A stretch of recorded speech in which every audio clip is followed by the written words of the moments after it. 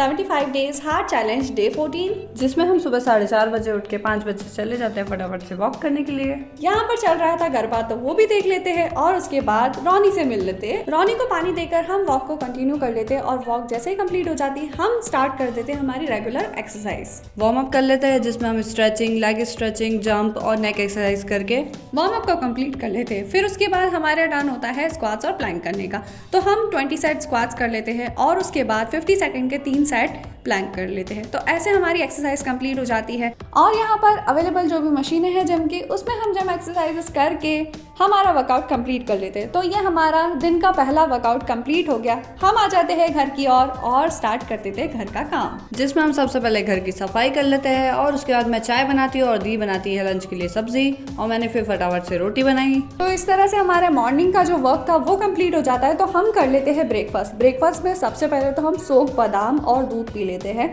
और मेरा टाइम हो जाता है स्कूल का, तो मैं चली जाती हूँ और दी करती है लंच की तैयारी। फिर मेरे घर आने के बाद हम दोनों कर लेते हैं लंच और ये है हमारे आज की सेल्फी।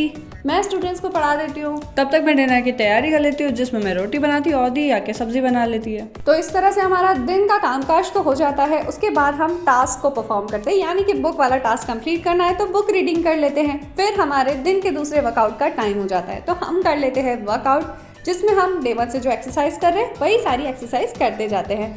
वर्कआउट के बाद थोड़ा रेस्ट करके हम कर लेते हैं डिनर और उसके बाद हमारा फेवरेट काम करते हैं, यानी कि डे चार्ट पर क्रॉस लगाना।